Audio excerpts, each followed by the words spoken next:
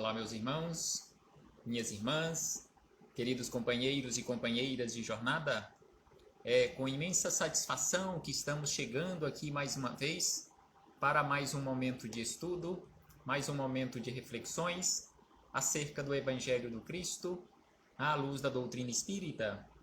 E por isso agradecemos a Deus, a este Pai misericordioso, a este Pai bondoso, infinitamente justo, que entrega a cada um aquilo que é seu, porque Deus não erra. Deus é a infinita sabedoria e justiça, entregando constantemente, apesar das nossas reclamações, entrega a cada um segundo as suas obras, entrega a cada um aquilo que é nosso. O correio divino, simbolizando esta infinita justiça, não erra o endereço, entrega a cada um aquilo que é nosso. E por isso agradecemos a Deus, agradecemos a Jesus de Nazaré, nosso Mestre e Senhor, guia e modelo para toda a humanidade, por estes belíssimos ensinamentos que ele nos deixou de forma exemplificada. Agradecemos aos espíritos amigos pelo amparo, pela proteção, pela assistência que sempre tem nos dado ao longo da nossa trajetória.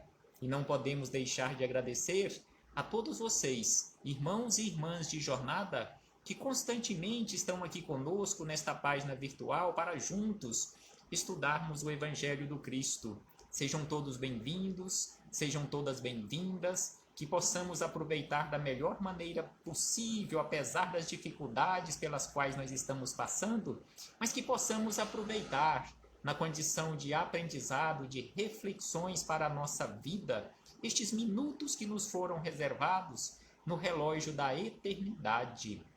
E hoje aqui nos encontramos para darmos continuidade aos nossos estudos, às nossas reflexões, com base no livro da Esperança, de autoria do Espírito Emmanuel e Chico Xavier. E hoje temos aqui um belíssimo capítulo para as nossas reflexões, que tem como título Pensamento Espírita. É o capítulo de número 86, Pensamento Espírita. Mas antes de iniciarmos as reflexões com Jesus, com Emmanuel, com Chico Xavier, com Kardec, com os demais espíritos amigos, faremos mais uma vez leitura do livro Minutos de Sabedoria, a mensagem de número 106, em que Carlos Torres Pastorino nos fala sobre o nosso comportamento aqui na vida, em especial perante os sofrimentos, naqueles momentos de dificuldades. Então, Pastorino nos fala da seguinte maneira: você está sofrendo? Então aqui ele começa com um questionamento. Você está sofrendo? Supere sua dor com heroísmo, porque só os vencedores conseguirão o prêmio que se encontra à espera deles. Então aqui ele chama atenção para todos nós que estejamos sofrendo ou que em algum momento da nossa vida venhamos passar por dores e sofrimento, que é preciso enfrentar com coragem estes momentos de dificuldade, porque sem sombra de dúvida é preciso seguir adiante com heroísmo, porque só os vencedores receberão o prêmio, conforme Jesus nos disse, que aquele que perseverar até o fim receberá a coroa da vitória. Então aqui Pastorino nos lembra desta forma e acrescenta da seguinte maneira: não se apresse, mas também não desanime. Não se apresse, mas também não desanime. Supere sua dor com heroísmo, busque alegria e viva com a sensação otimista daquele que sabe lutar sem desfalecimento. Então aqui ele nos chama atenção também para aquela necessidade constante de enfrentarmos os nossos problemas ainda com alegria, levando constantemente aquela sensação de otimismo por onde passarmos, sem nos desfalecermos. E aí ele encerra dizendo, e verifique que sua vida se transformará num hino de ação de graças ao Pai Todo-Poderoso. Então aqui ele nos chama a atenção que se nós agirmos desta forma, não ficarmos lamentando os nossos problemas, lembrando constantemente os nossos sofrimentos, as nossas dores, as nossas dificuldades, a nossa vida, mesmo sendo difícil, ela se tornará um hino de ação de graças ao Pai Todo-Poderoso. Então estas são belíssimas palavras e reflexões, orientações de Carlos Torres Pastorino. E aí fechamos este parêntese com esta belíssima mensagem para o início das nossas reflexões, para começarmos com Emmanuel, neste capítulo 86 do livro da Esperança. Já estamos quase encerrando este livro, já que ele é composto por 90 capítulos. Hoje estamos estudando o capítulo de número 86, e Emmanuel buscou como referência para estas reflexões do capítulo 86, palavras de Jesus, já que este livro até tem esse título, Livro da Esperança, porque é um estudo do Evangelho de Jesus, que é de esperança. O Evangelho de Jesus, ele é de esperança. Então Emmanuel fez esse estudo e dedicou a Jesus, aos espíritos amigos, esse título do livro, Livro da Esperança.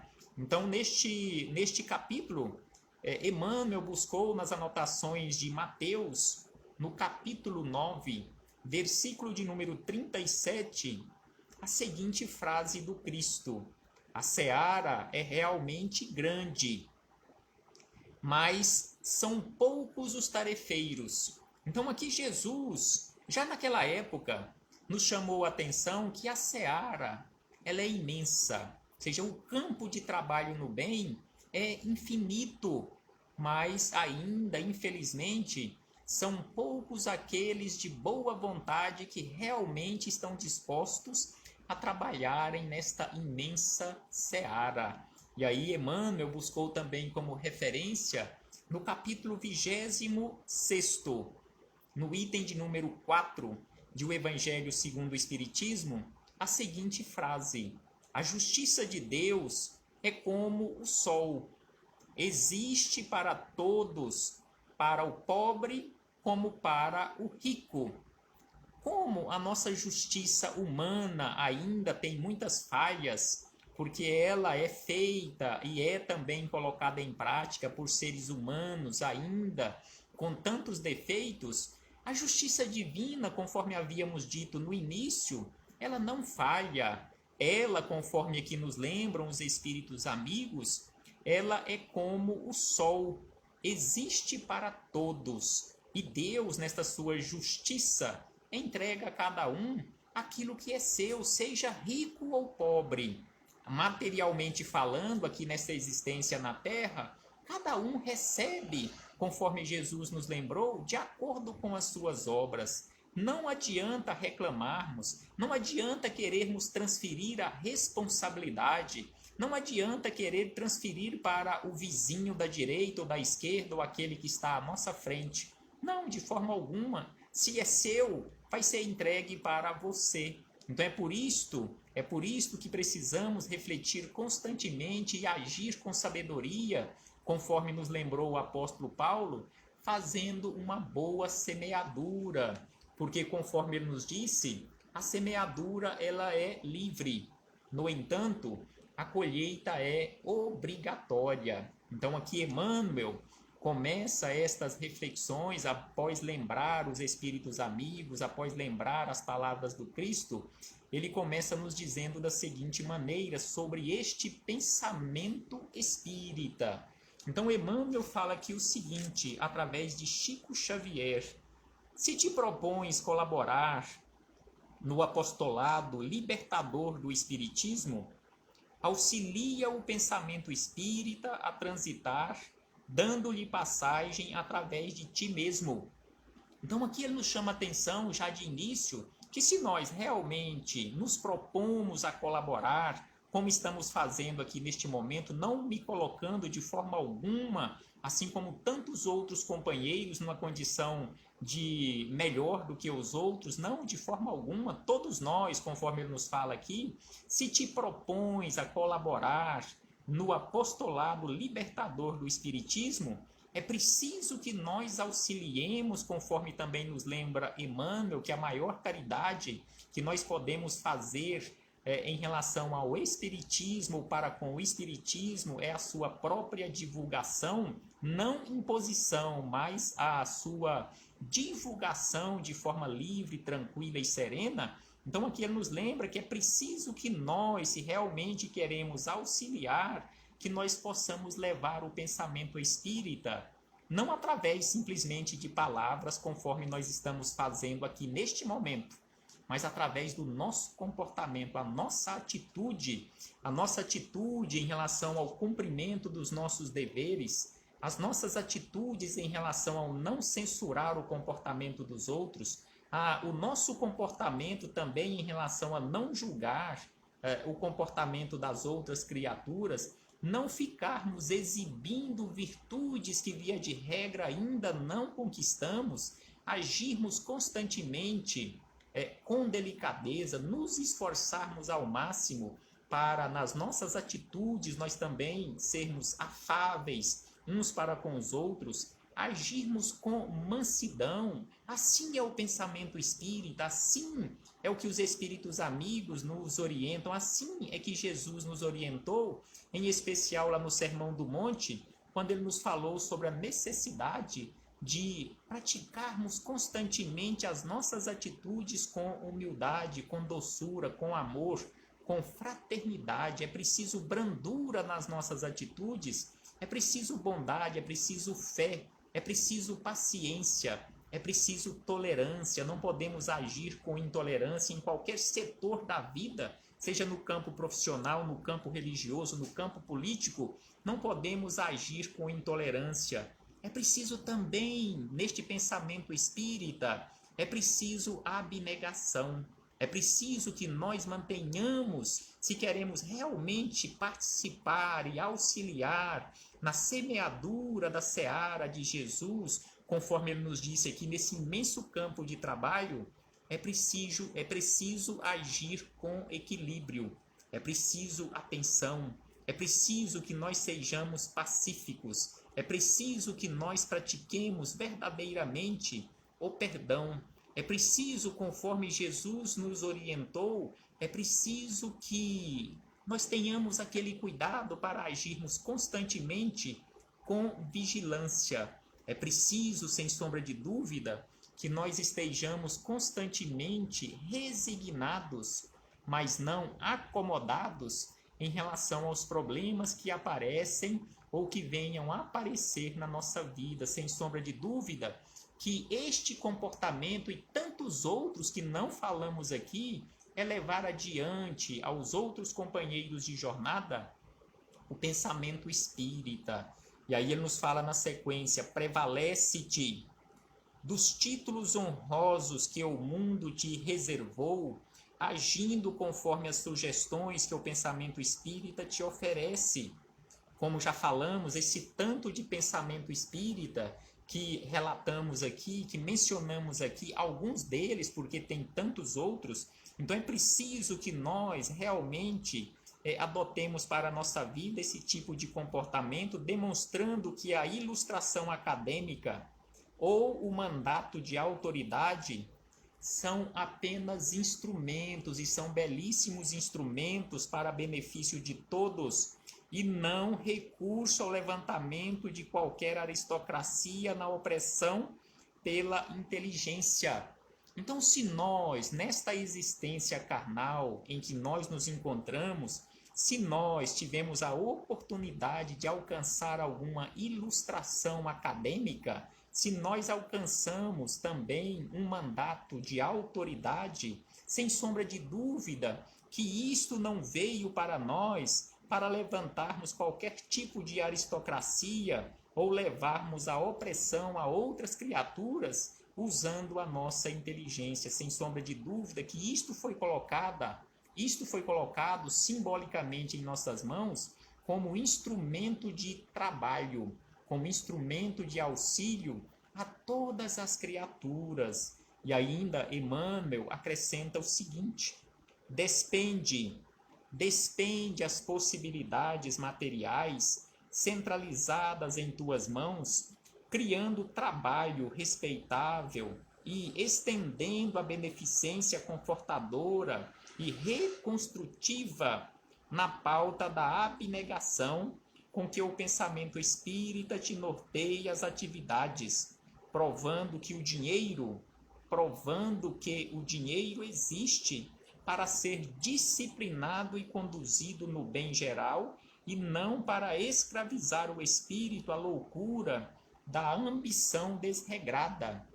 Então aqui Emmanuel nos lembra mais uma vez acerca do uso do dinheiro, que o dinheiro não está aqui na Terra, não está posto aqui na Terra, circulando na sociedade, ele não está aqui para ser usado de forma desregrada. Ele não está aqui para que nós nos escravizemos a ele, mas o dinheiro está aqui e existe para ser disciplinado e conduzido na prática do bem a todas as criaturas. E ainda ele acrescenta o seguinte: usa a independência digna que o pensamento espírita te dá.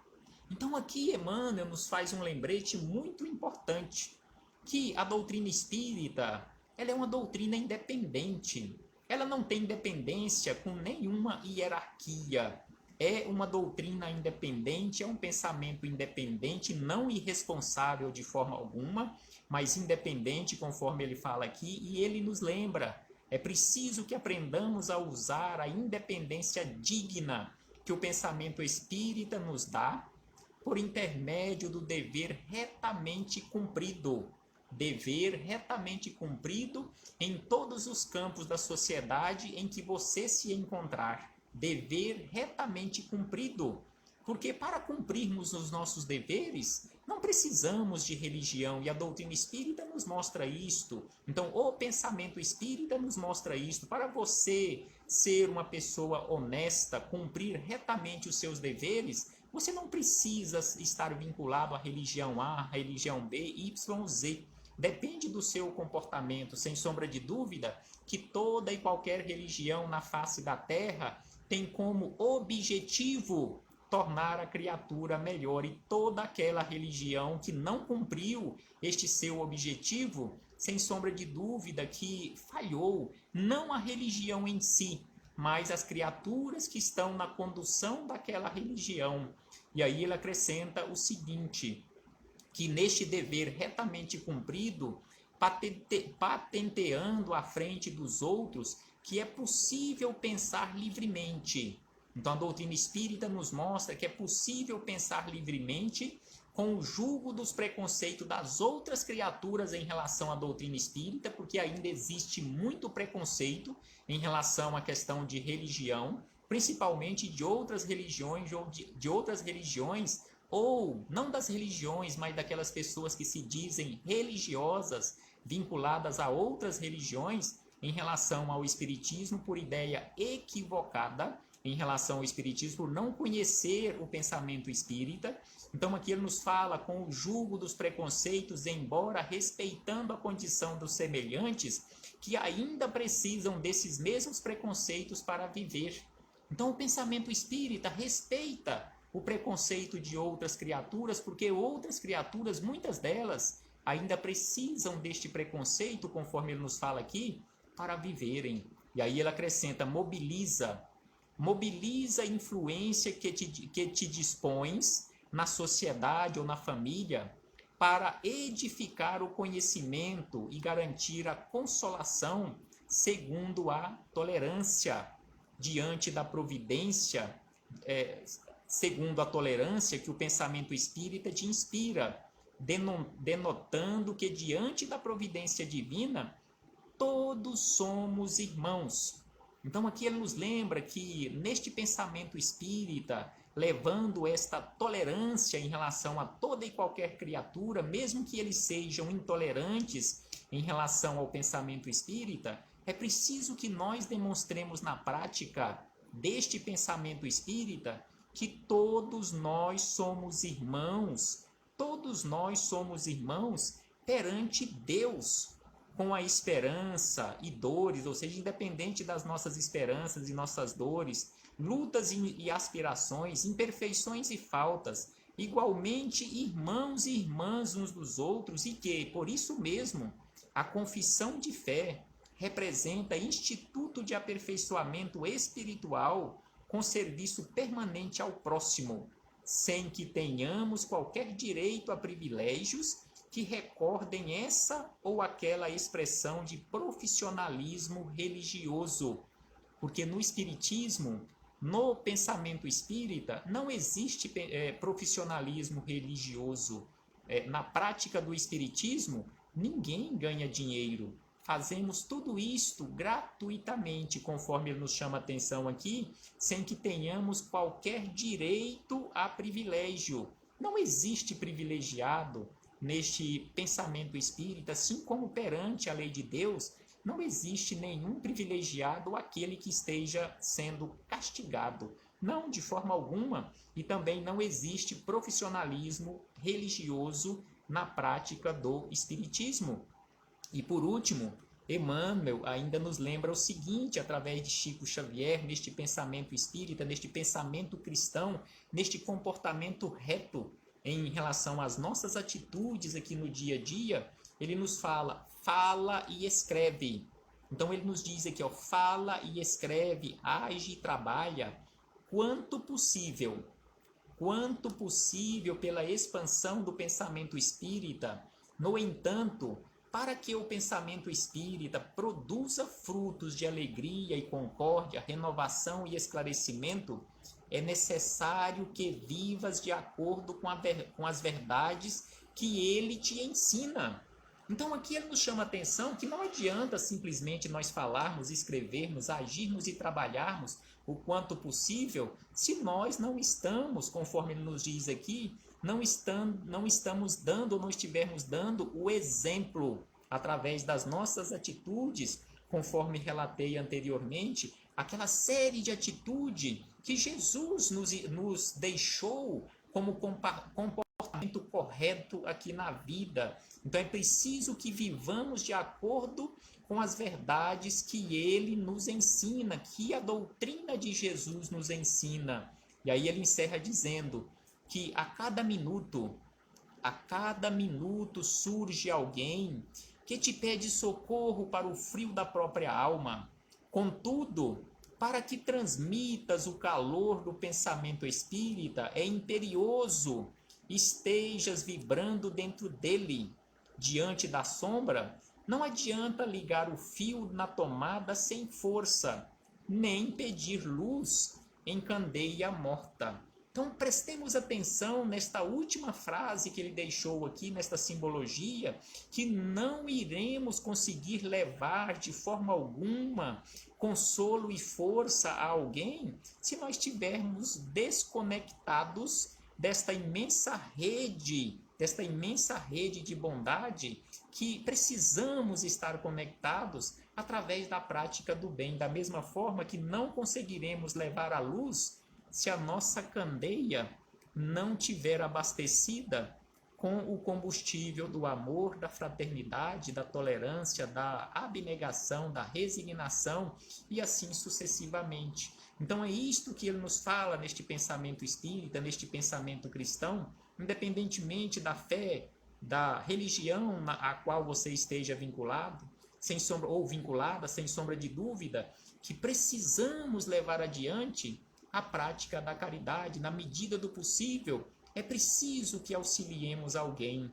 Nós sabemos que nós, individualmente, cada um de nós, não é possível resolvermos todos os problemas, não é possível matar a fome do mundo, por exemplo, mas sem sombra de dúvida que é possível que nós consigamos, e nós conseguimos, sem sombra de dúvida, levar um prato de alimento a quem está passando fome ali mais próximo de nós. É possível aliviar as dores, o sofrimento, as necessidades de alguém que está mais próximo de nós, sem sombra de dúvida que assim a dor e o sofrimento, a fome no mundo, ela será menor se eu fizer a minha parte com uma criatura que seja, e você também. Que possamos refletir sobre isto e colocarmos mãos à obra neste praticar a caridade, que é o único caminho que nos leva àquela chamada salvação ou iluminação espiritual. A paz do Cristo esteja sempre conosco e que possamos seguir adiante as pegadas do Mestre de Nazaré, praticando os seus ensinamentos. Até breve, meus irmãos e irmãs, e muito obrigado. Recebam todos e todas o meu abraço fraternal e de imensa gratidão. Até breve!